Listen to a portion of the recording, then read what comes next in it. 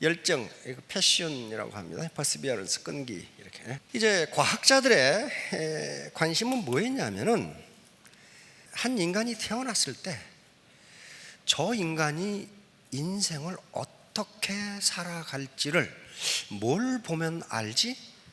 과학적 관심이죠. 그래서 이제 여러 가지 관심을 갖습니다. Q가 많이 나와요. Q가 IQ를 본다, CQ, EQ, 이건 감성지수라고 하는 거예요. IQ만 좋다고 성공하는 건 아니거든요. NQ, 이건 공존지수, 네트워크 쿼션트, 어떻게 인간들과 어울려 살아갈까 그걸 봐야 되나? MQ, 이거 도덕지수, 도덕성이 있어야 되나? CQ, 문화지수, AQ, 역경지수, 어드버시티 쿼션트. 많은 QQQQ에서 Q가 나옵니다. 근데 어느 것도 인간의 일생을 설명하는데 부족해. 그래서 가장 먼저 나온 것이 이제 IQ입니다. 그 인간의 IQ를 보면은 이 인간이 일생을 어떻게 살아가는지를 알 수 있다. 이게 이제 우생학이라고 하는 학문이에요. 우생학. 그 대표적인 인물이 루이스 터먼이라고 하는 저명한 스탠포드 대학 심리학 교수입니다. 지금 아이들이 이 초등학교, 중학교에서 IQ 테스트를 하는데 이분이 만든 걸로 테스트를 통상 합니다. 물론 그 안에 먼저 프랑스에서 한 100년 전에 IQ 테스트가 나왔죠. 그걸 바탕으로 해서 다시 수정을 한 거예요. 그런데 이분은 우생학자입니다. 우생학자라는 것은 그 인간은 엄마 아빠로부터 물려받은 유전자에 의해서 평생이 결정된다고 믿는 사람이에요. 그러면 이게 맞는지를 실험해야 돼. 그래서 이 사람은 가정을 세웠어요. 맞다. 그 당시 캘리포니아 초등학교, 중등학교 25만 명을 IQ 테스트를 합니다. 25명. 이 중에 IQ가 135 이상 되는 천재들을 1521명을 찾아내요. 그럼 얘들을 연구하면 얘들이 평생을 어떻게 사는가를 보면은 어떻게 돼? 우생학이 맞는지 안 맞는지가 결정이 돼요. 그래서 1521명에 대한 개인 파일을 전부 만들었습니다. 이 아이는 부모는 누구고 엄마는 누구고 이 아버지가 이 집에 책이 몇 권 있고 학교는 어떻게 되고 뭐 다 이 한 인간에 대한 모든 자료를 전부 조사해서 파일을 만드는 겁니다. 자, 이렇게 가정했어요. 이 아이들은 각계의 최고 엘리트가 되어 성공적인 인생과 영웅적인 지위를 누릴 것이다. 즉 인간의 일생은 IQ 하나만으로 예측 가능하다. 이게 가정입니다. 벌써 가슴이 뜨끈하면 계시죠? 이거 큰일 났다 이거. 그래서 이제 연구를 시작하는데 78년간 연구를 하는데, 그러면서 연구를 시작하면서 천재 유전학이라는 책을 발간하기 시작했어요. 그래서 연구 과정을 전부 보고를 해요. 그런데 결론, 제4판에서 이 결론이 나옵니다. 실제로 천재들은 천재로 남아있지 않았다. 지능과 성취도 사이에는 어떠한 상관관계도 없다. 이게 루이스 터먼 교수의 처절한 결론이었어요. 이제 안심이 좀 되죠. 아휴 살았다. 아휴 살았다. 다시 말하면 지능과 IQ와 사회적 성공과는 아무 관계도 없다. 실제로 아무 관계도 없었어요. 아무 관계도 없었어요. 이 천재들 중에 노벨상을 받은 사람이 한 사람도 안 나왔어요. 너무 IQ가 120밖에 안 되기 때문에 너무 머리가 나쁘다고 한 사람들 중에서 노벨상이 나옵니다. 자, 이렇게 되니까 그러면 이제 학자들의 관심은 뭐예요? 그럼 뭐지? 그럼 뭘 보면 그 인간이 일생을 어떻게 살 것인지를 알 수 있지? 이게 학자들의 관심이에요. 과거에는 IQ를 하나의 숫자로 나타냈어요. 하나의 숫자로 나타내는 건 지금도 틀림없는데, 문제는 우리가 IQ라고 하는 하나의 숫자가 여기 G예요. 근데 이 밑에 IQ가 여러 개가 있어요. 여러 개. 하워드 가드너라고 하는 하버드 대학 심리학 교수가 찾아낸 건 8개 반을 찾아냈어요. IQ가 8개 반이 있어. 예를 들면 이쪽으로 들으면 입으로 바로 나온 사람도 있어. 말이 머리를 안 거쳐 그냥 여기서 이렇게 나와버려. 이게 언어 지능이라고 하는 지능입니다. 이것도 지능이에요. 말은 못하는데 수학은 굉장히 잘하는 사람들 있죠. 이건 논리 지능이라고 하는 지능이에요. 그 다음에 천재적으로 음악을 잘하는 사람들, 그렇죠? 이게 음악 지능이라고 하는 사람이죠. 그런데 여기서 중요한 것은 요 앞에 두 개입니다. GF하고 GC라고 하는 거예요. 요거예요. 인간의 지능이 어떻게 되느냐 봤더니 요 지능이 있어요. GF라고 하는 플루이드 인텔리전스, 유동 지능이라고 하는 건데 20대에 최대가 되었다가 20대가 넘어지면 이 지능이 감소해. 옛날에는 이것만 있는 줄 알았어요. 이것만. 그러니까 만약에 지능이 요거 하나만 있다면 우리나라 대통령 누가 해야 돼? 25살 청년이 해야 돼. 그놈이 머리가 제일 좋아. 대법원장도 25살짜리가 해야 되고. 근데 이게 아니라는 거예요. 이건 이렇게 떨어지는데 이렇게 올라가는 게 있어요. 이 크리스탈라이즈드 인텔리전스, 결정 지능이라고 하는 거예요. 이건 어때요? 나이가 많을수록 높아져요. 나이가 많을수록 높아져. 휴 한숨 쉬신 분들 있죠. 아이고 내 살았다, 내가 머리가 나빠진 게 아니로구나. 그런데 미안하지만 요게 이렇게 높아지려면 나이를 먹는다고 그렇게 되는 게 아니다 하는 거예요. 계속적으로 오픈 마인드, 새로운 지식과 새로운 정보를 받아들일 때 이렇게 되는 거예요. 그래서 종합지능은 어떻게 됩니까? 요것과 요것의 합이에요. 요 중간 어딘가 이렇게 지능이 되겠죠? 되겠죠? 그런데 이게 새로운 정보와 새로운 지식을 받아들이지 않으면 종합지능이 떨어져. 왜? 왕년밖에 안 찾아요. 왜? 최근 것은 모르거든. 자, 그럼 왜 그러냐는 거예요. 왜 그러냐? 요 문제예요. 20대가 넘으면 하루에 뇌세포가 10만 개가 돌아가신다고 합니다. 그러니까 아침에 나셔서 지금까지 20대가 넘으신 분들은 뇌세포가 지금 현재 5만 개가 돌아가셨어. 5만 개가 돌아가셨어요, 뇌세포가. 그래서 70대가 되면은 20대 청년보다 뇌의 무게가 30%가 적다고 합니다. 그러니까 그게 이제 골이 빈 거예요. 조금 이제 이렇게 조금 골이 빈 거예요 이제. 그래서 4차 산업혁명, 다시 말하면 뇌과학이, 생명공학이 발전하기 전에는 50대 이후에 공부한다는 것은 시간 낭비다, 그렇게 생각했어요. 그런데 뇌과학이 발전하면서 아니네, 이게 발견된 거예요. 어떤 실험을 했냐면은 건강한 20세와 건강한 70세 뇌 활동을 비교했는데 똑같아. 뇌 지능이 똑같아. 그걸 어떻게 알아? 그냥 얼굴 보고 아는 거야? 그것은 뇌의 산소 소비량을 측정하면 압니다. 산소 소비량, 다시 말 또는 뇌의 포도당 소비량을, 뇌는 포도당만 쓰니까 포도당 소비량을 측정하면 포도당을 얼마나 소비하는지를 보면은 뇌가 활동을 어떻게 하고 있다는 걸 알 수가 있어요. 그런데 똑같다는 것은 이제 과학자들은 딜레마예요. 어떻게 뇌의 무게가 30%가 줄었는데 어떻게 뇌 활동이 똑같지? 과학자들이 하는 건 이걸 설명하는 거야. 그 원인을 밝혀내야 된다. 그 원인을 밝혀내지 못하면 그건 과학이 아니죠. 밝혀냈어요. 중복성 원리와 가소성 원리라는 것을 밝혀내게 됩니다.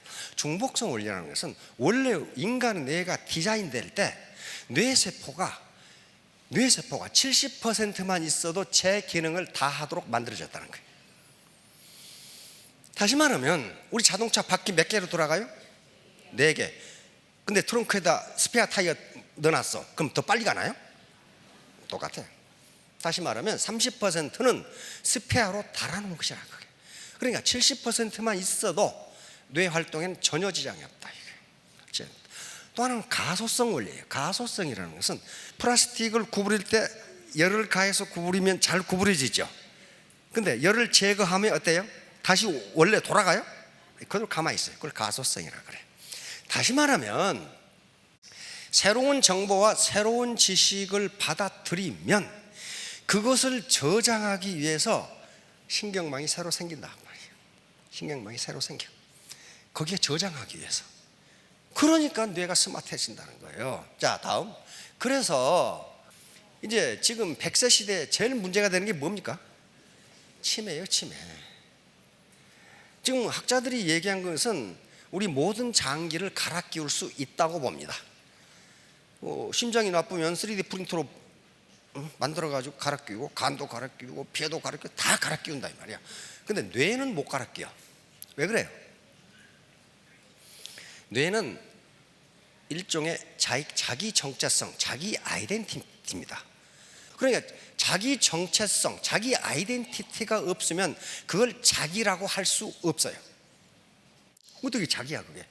문제는 그러니까 이걸 기다리기 전에 뇌가 노화하지 않도록 하는 게 현재로서는 최선의 방법이에요. 최선의 방법. 그런데 KBS에서 이걸 하더라고. 뭐예요? 꾸준한 정보 자극을 주라. 이 뇌과학자, 우리나라에서 뇌과학 연구소 많습니다. 이렇게 하면 뇌에 새로운 신경망, 신경회로망이 생긴다. 그래서 뇌가 프레시해지고 머리가 스마트해진다. 스마트해진다. 두 번째 뭐예요? 사람들과 친밀한 관계 유지, 소통, 대화, 교류. 그런데 또 그것까지 연구했더라고. 자기가 대하는 사람이 괴팍하면 괴팍할수록 머리가 좋아진답니다. 그 뭘 가지고 그걸 연구했냐면, 형제가 많은 집의 아이들이 사회성도 좋고 이해성도 좋고 배려를 잘한다 이거야. 그래서 왜 그런가를 연구했더니, 형제가 같은 엄마 배에서 나온 형제라도 성격이 다 다르다네. 좋아하는 음식도 다르고 성격도 다르고 잘하는 거 다 달라. 그러니까 형제가 많으면 그걸 전부 안답니다. 저놈은 뭘 좋아하고 뭐 할 때 성질 내고 뭐 하고. 그래서 그걸 전부 익혀. 그래서 거기에 맞게 돼. 그러는 경우에 뇌가 훨씬 프레시해진다고 합니다. 그러니까 자기 파트너 중에 영 괴팍한 사람이 많으면 고맙습니다 하고 인사를 해야 돼. 그 사람 비유 맞추려면 많은 연구를 해야 돼. 아무튼 그런 것들에. 자, 이제 그러면 IQ가 인간의 일생을 결정하지 않는다면 뭐가 인간의 일생을 결정하냐는 게 학자들의 연구 대상입니다. 그 대표적인 인물이 안젤라 도커스 박사입니다. 펜실베니아 대학 심리학 교수인데, 이 사람은 원래 하버드 대학을 수석으로 졸업한 사람이에요. 중국계 미국인인데요. 그래서 이 미국에서 연봉이 가장 높다는 보스턴의 맥킨지 컨설팅 그룹에 들어갑니다. 엄청나게 주죠 거기는. 그런데 이분은 하버드 대학 다닐 때부터 자기의 천직은 소외된 아이들을 가리키는 것이 자기 천직이라고 생각하는 거예요. 미국에 그런 사람이 많아요. 그래가지고 그 많은 연봉을 받는 맥킨지 그룹을 때려치우고 뉴욕에, 뉴욕 중학교 1학년 7학년이죠 수학선생으로 가게 됩니다. 또 영국에서 분자생물학을 전공하고 그래서 석사학위를 가진 분인데, 그래서 근데 거기서 이상한 현상을 발견합니다. 역시 학자적 관심이에요. 수학 점수와 IQ가 관계가 없어. 자기가 예측하기를 IQ가 높은 학생이 수학 점수가 제일 좋으리라고 생각했는데 그렇지가 않아. 안 그렇다고. 그래 의문을 갖기. 아니, 수학 점수라는 건 뭐예요? 사회적 성취도입니다. 사회적 성취도가 IQ와 사회적 성취도가 관계가 없네. 그럼 뭐지? 이걸. 또 다른 고등학교로 가서 수학 선생을 하면서 테스트 해봤는데 여기 똑같아. IQ와 수학 점수하고는 관계가 없어. 관계가 없어. 아, 이게 뭔가? 그러면 인간의 사회적 성취, 사회적 성공을 결정하는 요소는 무엇이란 말인가? 그래서 이제 교사를 사표를 내고 펜실베니아 대학으로 심리학과의 연구를 시작합니다. 인간의 일생을 결정하는 요소는 무엇인가? 그래서 10년간 연구를 계속해서 찾아냅니다. 그래서 찾아낸 게 그릿이라는 걸 찾아냅니다. 다시 말하면 그 어떤 것도 이것보다 더 강력한 변수가 없다는 거예요. 그릿은 뭐예요? 열정과 끈기예요. 열정과 끈기. 열정과 끈기를 당할 어떤 변수도 없단 말이에요. 자, 사회적 성공을 예측할 수 있는 가장 중요한 것은 사회적 지능도 아니었고, 좋은 외모도 아니었고, 육체적 건강 상태도 아니었고, IQ도 아니었습니다. 그것은 바로 그릿이었습니다. 열정과 끈기. 그릿, 끝까지 밀고 나가는 열정과 끈기. 그릿은 목표를 향해 매우 오랫동안 나아갈 수 있는 열정과 끈기입니다. 그것은 지구력입니다. 그릿은 해가 뜨나 지나 당신의 미래를 물고 늘어지는 겁니다. 단지 한 달이 아니라 몇 년에 걸쳐 꿈이 현실이 되도록 진짜 열심히 일하는 겁니다. 그릿은 인생을 단거리 경주가 아닌 마라톤처럼 사는 겁니다. 유튜브 들어가면 이 연설이 나와 있습니다. 재능은 그릿과 상관관계가 없다. IQ하고 그릿하고를 또 이분이 다시 비교 연구를 했더니 IQ가 높은 사람이 오히려 그릿이 떨어지더라는 거예요. 왜냐하면 이해를 굉장히 빨리 하니까 물고 늘어지는 게 없어. 빨리 하거든 그냥. 그러니까 나중에 실패한단 말이에요. 그 케이스가 많이 있습니다. 미국에 하면은. 자, 이게 이제 이 연구가 나오면서 과거에 있었던 마시멜로 테스트가 다시 각광을 받게 됩니다. 역시 스탠포드 대학의 월터 미셀 교수라는 분이 마시멜로 테스트를 하게 됩니다. 이분의 목표는 무슨 그릿을 찾아내고자 하는 게 아니었어요. 어린아이들의 그 참을성, 인내심을 어떻게 키울 수 있을까? 그걸 지금 중점을 두고, 이분이 스탠포드 대학 교수였기 때문에 스탠포드 대학에 그 병설 유아원이 있어요. 유치원보다 조금 한 단계 낮은 4살. 그래서 4살짜리 어린이 600명을 대상으로 요 실험을 합니다. 어린이들이 4살짜리 어린이가 15분을 참는다는 것은 거의 그 기적에 가깝답니다. 그러니까 각 방에다가 어린이를 집어넣고 거기는 통제하는 사람이 아무도 없어요. 맛있는 마시멜로를 책상에 놔두고 요걸 15분간 안 먹으면 2개 줄게. 15분간 안 먹고 참으면 2개 줄게. 그런데 어린이가 맛있는 마시멜로를 앞에 두고 15분 참는 건 거의 기적에 가깝답니다. 그래서 이 월터 미셸 교수는 실험을 해보니까 3분의 1은 어린이 600명 3분의 1은 들어가자마자 먹어버려. 3분의 1은 참다가 먹어버려. 3분의 1만 참아. 끝까지 참았어. 그래서 이 실험은 그냥 넘어갔어요. 그러게. 근데 13년이 흐른 뒤에 이 딸들이 아빠한테, 아빠, 어느 날 우리 그때 실험에 참가한 애들이 어떻게 살고 있을까? 그렇게 물은 거예요. 갑자기 어떻게 살고 있을까? 월터 미셸 교수 갑자기 궁금해졌어요. 이놈들이 어떻게 살고 있지? 그래서 추적을 시작합니다. 그때부터 이 마시멜로 테스트가 유명해지기 시작한 거예요. 이 실험으로 유명해진 게 아니에요. 지금 13년 후에 참았던 3분의 1이 건강하기도 하고 고등학교, 대학도 좋은 데 가고 좋은 회사에 취직해서 승진도 빠르고 모든 사회활동이 훨씬 뛰어나. 깜짝 놀란 거예요. 그래서 아니 이게 15분 참는 게 뭐가 지금 어떻게 된 거야 이거. 그러면서 다시 계속 연구를 시작합니다. 이놈들이 어떻게 살아가는지를 이제 추적하기 시작하는 거예요. 그랬더니 참았던 3분의 1이 계속 사회적 승진도 빠르고 잘 살아. 가정생활도 굉장히 원만해. 사회활동도 좋고 친구도 좋고 다 그래.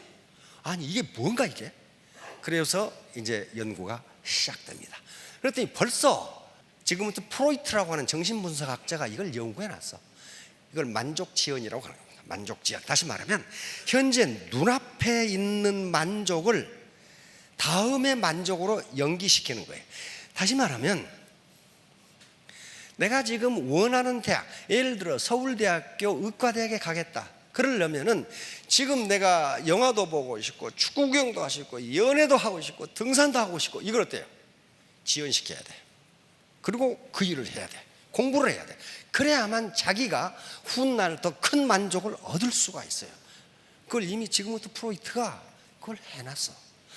그래서 그때부터 이제 과연 인간의 참을성이라는 게, 끈기라는 게 어떤 결과를 가져오는가를 계속 연구하기 시작합니다.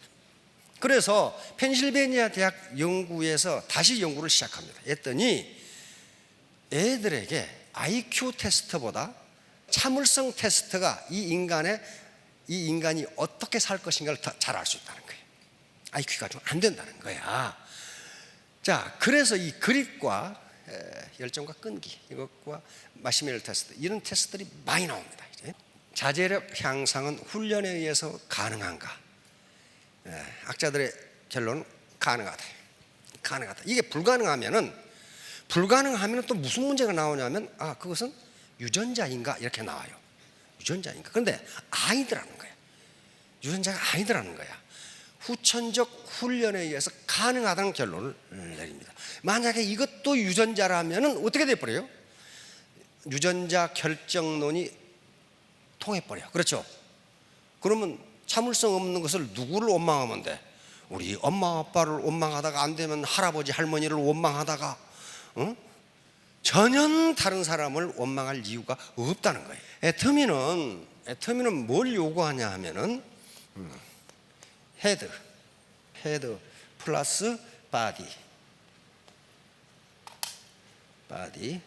플러스 하트입니다.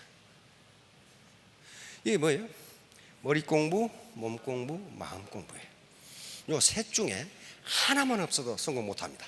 절대로 못해. 그건 절대야, 절대. 조 지라드 사람이라는 사람 제가 가끔 언급을 했죠. 조 지라드라는 사람이 있어요. 이 사람은 학력이 중졸입니다. 그리고 자동차 딜러가 됐는데 이 사람의 업적을 지금도 못 깨요. 연 12년 기네스북에 등재됐으니까 평균 하루에 자동차를 6대씩 팔았습니다. 많이 팔 때는 60대를 팔아, 하루에. 그러니까 어때요? 15년 만에 은퇴를 하고 많은 책을 쓰고 큰 회사에, 자동차 회사에 강연하고 이런 사람입니다. 역대 대통령들이 전부 이분을 백악관으로 초대해서 식사를 같이 한 분이에요. 오바마도 초청을 했는데 트럼프는 아직 초청을 안고 있더라고. 하도 바쁜 사람이라, 그 사람은.